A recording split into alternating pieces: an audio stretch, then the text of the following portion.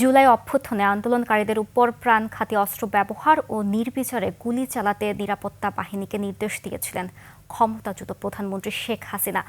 এমন অডিও সত্যতা নিশ্চিত করে বিবিসি আইয়ের প্রতিবেদন গণহত্যার প্রমাণ হিসেবে ট্রাইব্যুনালে উত্থাপন করা হবে। প্রসিকিউটর গাজী এইচ তামিম বলেছেন, এর আগে আন্তর্জাতিক অপরাধ তদন্ত সংস্থা সিআইডিও এই অডিওর ফরেনসিক টেস্টের সত্যতা পেয়েছে। বিস্তারিত শাকিরা আরজুর রিপোর্টে।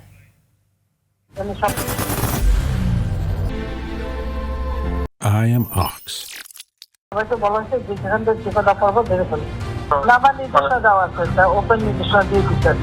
ফাঁস হওয়া এই অডিওতে শেখ হাসিনাকে বলতে শোনা যায়, সবাইকে ওপেন নির্দেশনা দেয়া হয়েছে লেথাল ওয়েপন ব্যবহার করতে, যেখানে তাদের পাবে গুলি করবে।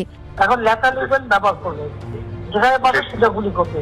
এই অডিও রেকর্ডটি সাবেক প্রধানমন্ত্রী শেখ হাসিনার, সেটি সিআইডির ফরেনসিক ল্যাবে পরীক্ষা করে অনেক আগেই নিশ্চিত হয় আন্তর্জাতিক অপরাধ ট্রাইব্যুনালের প্রসিকিউশন। এবার সেই অডিওর সত্যতা যাচাই করেছে আন্তর্জাতিক গণমাধ্যম বিবিসি আই। বিবিসি আই বলছে, ফাঁস হওয়া রেকর্ডিংটি সম্ভবত একটি কক্ষে রেকর্ড করা হয়েছিল, যেখানে ফোন কলটি স্পিকারে চালানো হচ্ছিল। প্রসিকিউটর গাজী তামিম বলছেন, তাদের তদন্ত যে সঠিকভাবে হয়েছে বিবিসির এমন প্রতিবেদন তারই প্রমাণ। বিবিসি থেকে এই নিউজটাও ব্রডকাস্ট হয়েছে এবং তারাও তাদের ইনভেস্টিগেশনে এই ভয়েসের সত্যতা পেয়েছে। অতএব ইউএন এটাকে সার্টিফাই করেছেন যে এই ঘটনার সময় 1400 মানুষ নিহত হয়েছে। ইউএন সহ ইন্টারন্যাশনাল অনেক অর্গানাইজেশন এই ঘটনার স্বীকার করেছেন। বিবিসি, আল জাজিরা সহ ইন্টারন্যাশনাল অনেক মিডিয়া থেকেও আমাদের তদন্ত প্রতিবেদনের সাথে মিল রেখে তারাও বক্তব্য দিয়েছেন। তিনি বলেন, এরই মধ্যে জুলাই আগস্টের গণহত্যার বিচার দৃশ্যমান হয়েছে।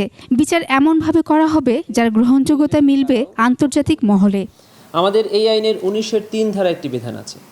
সেটি হলো, এই ধরনের আন্তর্জাতিক সংস্থা অথবা যে কোনো এনজিও অথবা সরকারি কোনো সংস্থা থেকে যদি এই ধরনের রিপোর্ট প্রকাশিত হয়, তাহলে ট্রাইব্যুনাল কোনো প্রমাণ ছাড়াই তাদের জুডিশিয়াল নোটিশ এবং কমন নলেজে এই ধরনের ঘটনার কে সাক্ষ্য হিসাবে গ্রহণ করতে পারে।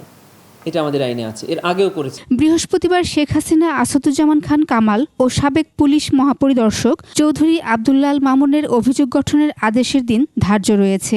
এর আগে আদালত অবমাননার এক মামলায় 6 মাসের কারাদণ্ড হয়েছে সাবেক প্রধানমন্ত্রী শেখ হাসিনার।